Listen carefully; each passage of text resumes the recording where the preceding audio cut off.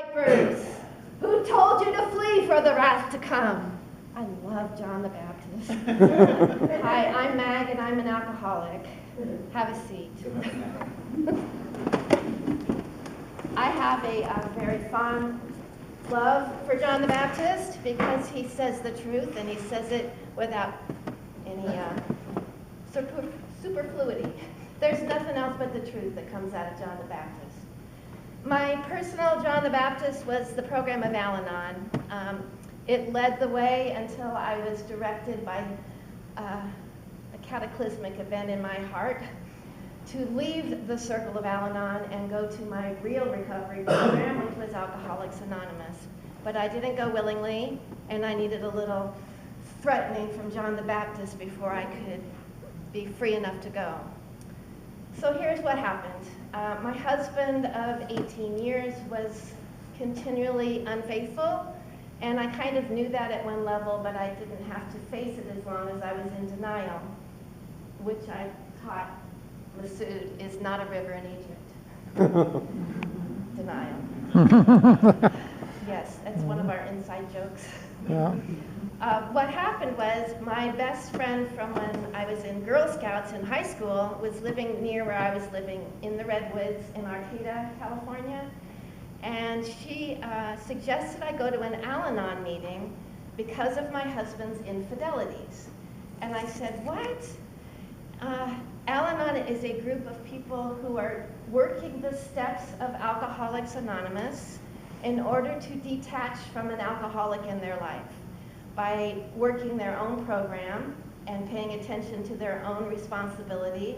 In other words, getting baptized in the waters of the Jordan and accepting full responsibility and culpability for the mess that our marriage was. I don't think that Jan knew what was going to happen when I ended up going. I was there for 13 years. But my first meeting was where I had this spiritual awakening, like those who followed John the Baptist seriously followed John the Baptist. I mean, it wasn't most of them that went to follow Jesus. Most of them stayed with John the Baptist. And I was one of those who left to go find my Jesus.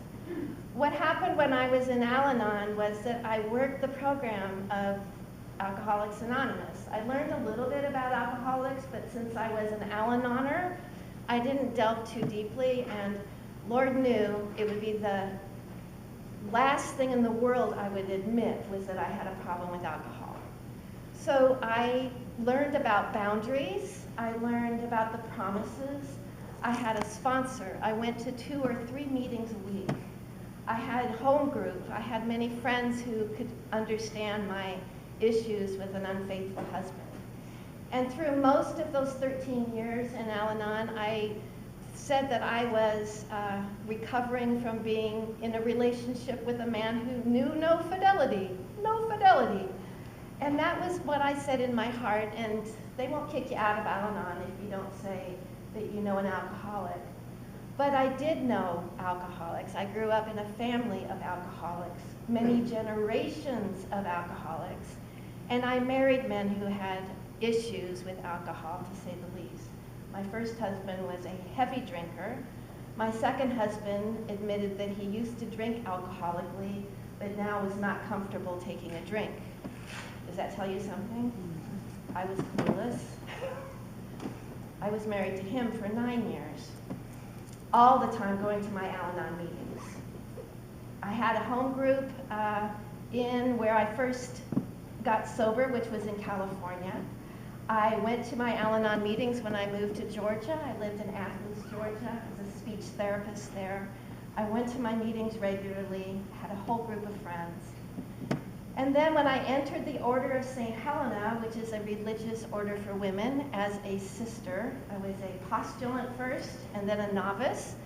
That's when I recovered from this denial that I was having about alcoholics, because the sisters drank heavily.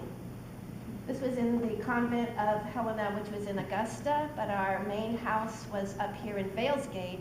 And when I joined the order, I lived right down the Hudson River in Valesgate, New York, just near the Newburgh boundary. So well, I was having trouble because there was lots of drinking going on in the convent of St. Helena, and it made me nervous. So I went to more Al-Anon meetings, and I dug deep into Al-Anon. Like, why can't I detach? What is going on here? Something about holy women sitting there drinking their Manhattans and martinis just bothered me. That's not what nuns are supposed to do. So my inner critic and my inner embeddedness, messiness, I was in their business. It's none of my business if they drink. It didn't make me any less of a sister. In fact, it made me kind of prudish to point my finger at their drinking when I was planning my drinking by whenever we had a saint's day, which luckily in the convent happens all the time.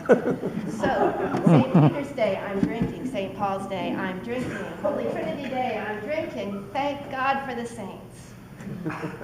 Before I entered the Order of St. Helena, I was drinking because I was a lay Eucharistic minister. Who doesn't like to drink the leftover wine? And it's Jesus, for God's sake. I'm drinking Jesus. I had every excuse in the book.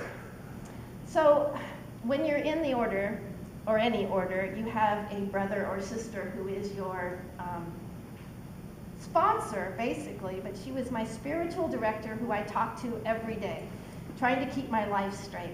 She saw how I was struggling and that Al-Anon wasn't working anymore, so she said, how about, have you ever thought of giving up drinking alcohol out of solidarity with your alcoholic friends? That sounds holy. I think I'll try that. It sounded great.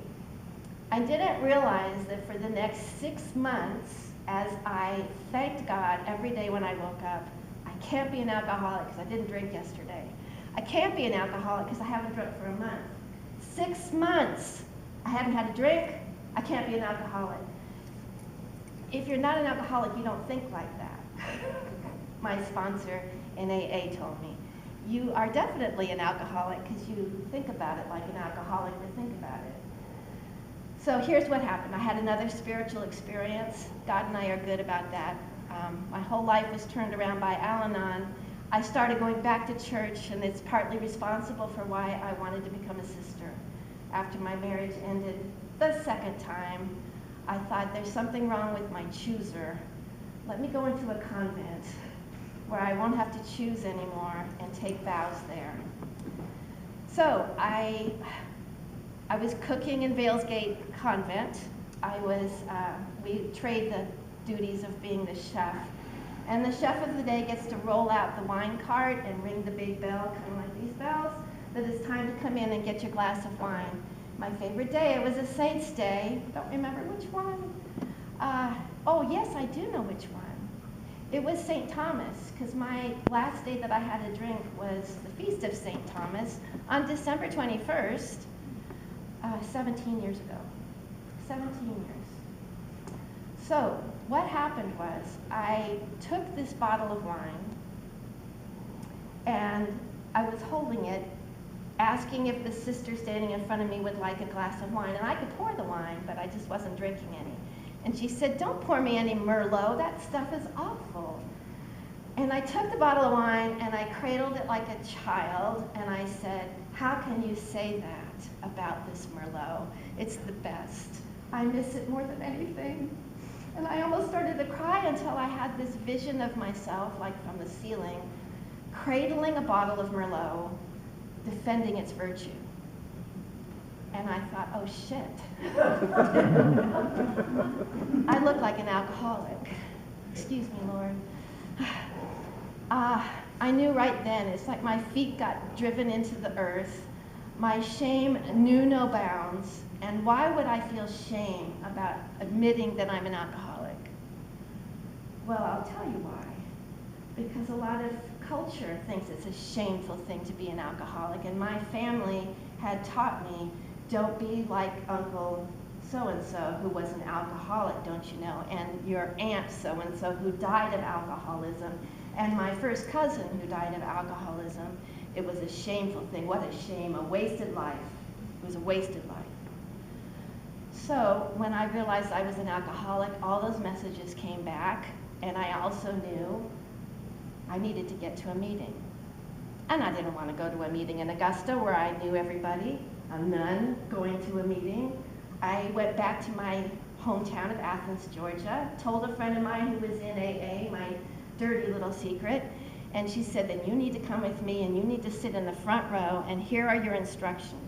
You're to listen to every word that that speaker says and not criticize one thing. You find one thing you can identify that's same as hers. She'll say something that you will identify with, and look for that, one thing. So my jaw dropped as the speaker walked up to talk about her story in AA, because I had served wine at her wedding, and yes, I drank all the leftover wine from her wedding. I knew who this was. I had been a limb at her wedding. So I listened to her story because I knew her and I had no idea she was a recovering alcoholic. And I heard more like 35 things that I related to. And then I felt even more shame. Luckily, I went back to Augusta, found a home group by calling the AA hotline. The woman who answered my phone call became my sponsor. She sent me to her home group, which was also the home group for the base at Fort Gordon, where the Army sends all of their drunk servicemen. So we had busloads of servicemen and women that joined our meeting. There were about 200 at every home meeting, and it was a huge group.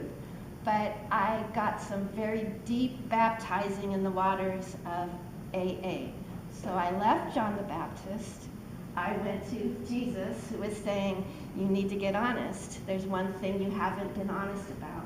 And in order to get closer to my Lord, I wanted to get honest, because I knew Jesus was all tied up in my denial that I had a drinking problem.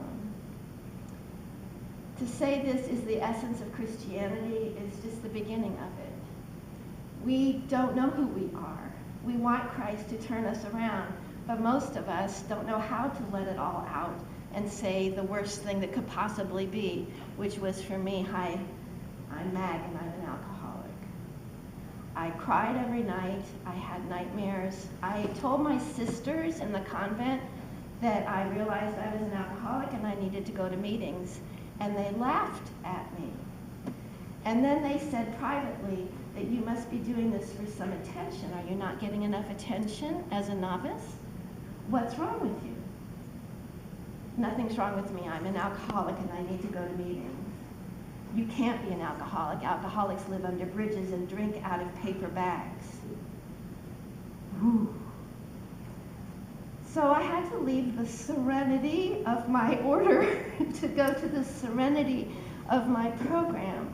And as my voice shook at the first meeting where I said my name and that I was an alcoholic, I asked God to help me go as deep as I needed to go before I could say it with pride and with pleasure. And it did become the bedrock of my Christian walk, because what is my relationship with Christ if not bearing all of these pieces of garbage that I've picked up from culture, from my family, from the sisters of all people? So I got permission to go to 3 meetings a week. I'd asked for permission to do that because we say prayers all the time. I missed evening prayer to go to my meetings. And I joined a group that was doing the first 3 steps of Alcoholics Anonymous as a group. So I was with a bunch of servicemen and women who went to the home of this woman who was a friend of Dr. Bob's, who started Alcoholics Anonymous. So she worked me through the program, or at least the first 3 steps, and then she handed me off to my sponsor to do the rest of the steps. She taught me that in order to recognize who we really are, all the good things and the bad things, we have to admit that we're powerless.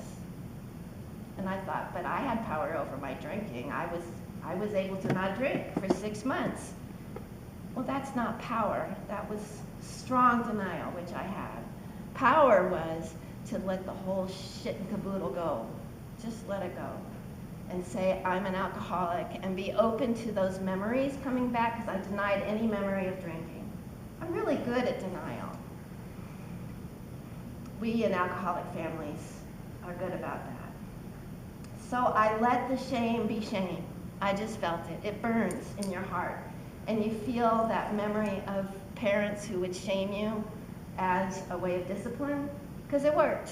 If you're shamed, you get quiet, you retreat, and you start being an automation. And I would do things that they told me, but the real me was hiding way down in my toes.